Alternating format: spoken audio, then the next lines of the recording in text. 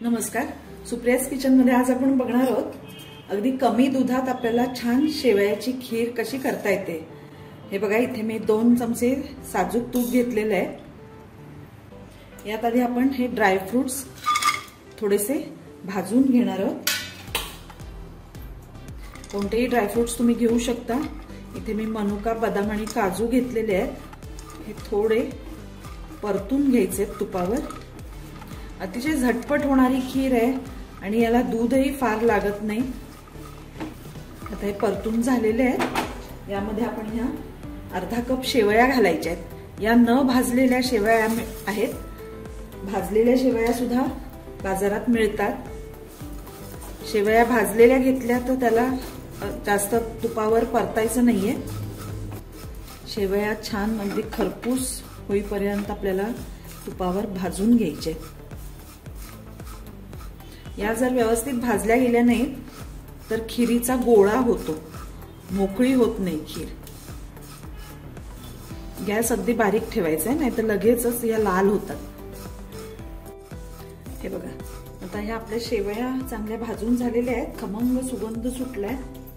यामध्ये आता आपण या अर्धा कप शेवया आहेत, यात अर्धा कप चांगलं उकळतं पाणी घालायचं। व्यवस्थित मिक्स करून घ्यायचंय आणि 2 मिनिटांसाठी याच्यावर झाकण घालून ठेवून द्यायचं। हे बघा, 2 मिनिटं झालेली आहेत। आपल्या शेवया छान शिजलेल्या आहेत। हे बघा, त्यांनी सगळं पाणी शोषून घेतलंय। आता ह्या आपल्या शेवया शिजल्या आहेत। यामध्ये आपण आता दूध घालायचंय। यामध्ये आपण 1 कप दूध घालूया।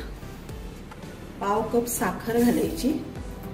तुम्हाला जितकं गोड हवंय त्याप्रमाणे तुम्ही साखर कमी जास्त करू शकता, पण अर्धा कप शेवयांना पाव कप साखर व्यवस्थित होते। आता हे व्यवस्थित ढवळून घ्यायचंय।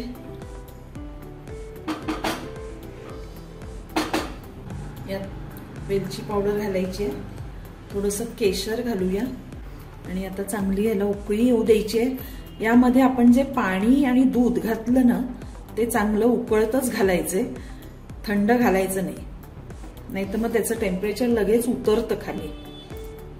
आता ह्याला चांगली उकळी येऊ द्या। हे आता तुम्हाला पातळ वाटत असेल, पण हे जसं थंड होत जातं तसं खीर घट्ट होत जाते। ही बघा, दुधाला छान उकळी आली आहे। हे 5 मिनिटं जरा असं उकळू द्यायचंय। 5 मिनिटं झालेली आहेत। आता दुधात ही छान खीर उकळली आहे। आपण गॅस बंद करायचा आहे आणि 2 मिनिटांसाठी झाकण ठेवायचंय। 10 मिनिटं झाली आहेत। आपण हे उघडून बघूया। हे बघा, मगाशी जे आपल्याला पातळ वाटत होती ते आता छान घट्ट झालेली आहे। हे दूध पूर्ण शेवयांनी सोक करून घेतलेलं आहे। मस्त एकदम छान घट्ट झाली आहे खीर। यात आपण गरमागरम सर्व करूया।